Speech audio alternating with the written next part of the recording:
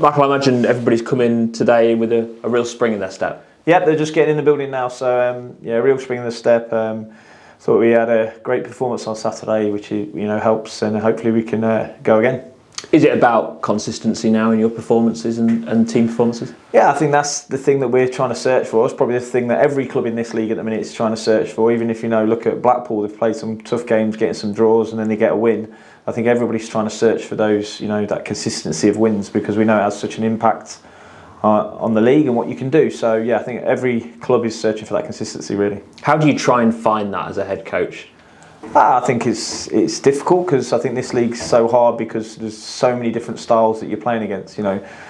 Tomorrow night's game against Blackpool is going to be very different from Peterborough's, so trying to find that consistency of what we do. But ultimately, we're at home and we want to take the game to them as we did on Saturday, and try and be aggressive without the ball.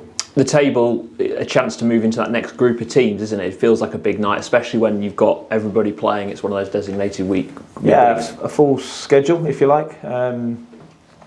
Yeah, but we've just got to fight for 3 points. We have to look after the performance, and hopefully the results will come. And it's definitely, when you score those goals that we did, like the first goal, the goal definitely settles you down. And I think in some games, over the last few games we've had, if we'd have got that first goal, or would have scored that goal, it'd look differently. But not much changed in the first 15 minutes of what we've been doing for most of the season. It's just getting that elusive first goal can really help, and I think that definitely helped at the weekend, and then that's what we're trying to do against Blackpool. When it comes to team selection, you have tinkered with things a lot this year, but when it's a win like it was on Saturday, does that make that decision of what to do harder?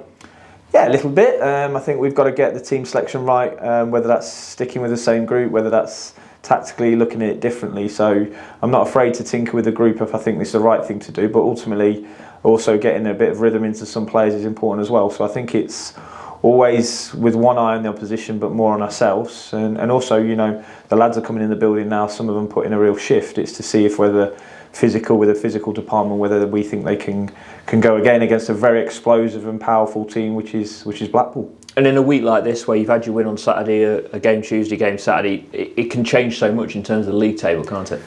Yeah, again, I think that's League One, isn't it? Game after game after game through the Christmas period, Saturday, Tuesdays. I think if you can pick up more points when you've got 3 games in a week, things can look very differently for everybody, whether that's winning or losing or drawing. So yeah, hopefully we can try and get another 3 points on the board. I think that will help us to keep pushing on, really. But we're no doubt, Blackpool went away to Exeter and won 3-1 and purely dominated them. So we know this is going to be a really tough game. We know when we went to their place, it was a very tough game for us. They're very physical, very fast. Some very experienced players who got on the ball. So we're going to have to be on it if we're going to get the 3 points. Yeah, Steve Bruce hadn't been in long, I don't think, last time the game was played at Bloomfield Road. Has he changed much from that time? Little bits, tinkered, like you say, nothing major. Still how they do things and how they want to do things. Probably lost a couple of players through the journey, like all clubs do in the journey, like we have, and probably looking to bring some players in. And he's brought recently Tom Bloxham in from Shrewsbury. We know the threats of that. So obviously through the window, there's changes happening all the time. But ultimately they are very fast on the break, very fast on the top line, really aggressive with the ball, and can hurt you. And on set pieces they look strong as well. So we know their threats, and we've just got to try and play our game, if you like, and expose their weaknesses. Tom Heyman was the hero last time. How's he getting on? Yeah, he's getting better all the time. He starts on the grass today, so he's a few weeks off still, but it's when you see the players back on the grass and not in the gym, they happy. They always go, I'm on the grass. So that's their first step. It's not with team training though, it's still with the physio staff. But he's probably a few weeks off, maybe middle of February is the aim, but it could be the end of February. And because of that, and because Adam Jackson's recovered now, and we're seeing Lewis Montesporty O'Connor and everybody else involved, does that mean your thinking with regards to defenders maybe has changed a little bit? Yep, I think so. I think we, if there's something that pops up, then maybe we need to cover. But at the moment, Tom's doing really well. It might be that a few weeks after the window where we feel like we might just be a bit light in that area. But again, I don't want to bring anybody in the building that's not going to add to us, and I don't want to bring anybody in the building that's going to take away. So I think it's getting that call really right. And at the minute, part of that is Tom's recovery, is how he's getting on with his rehab. If he gets a setback, then I think that looks very different. But we've got one eye on that all the time. But then again, if anything pops out that we think is good for us, then we'll do that as well. And is tomorrow as well almost that cut off of if you pick up any injuries, it gives you another food for thought if there is a couple of knots picked up? Yeah, I think so. I think we're in a good place. I'm really happy with the window. Obviously, what we've done in the window so far, really happy with. Jack Moylan is the one where we've lost a body in there for the foreseeable, probably for the season, which is really disappointing.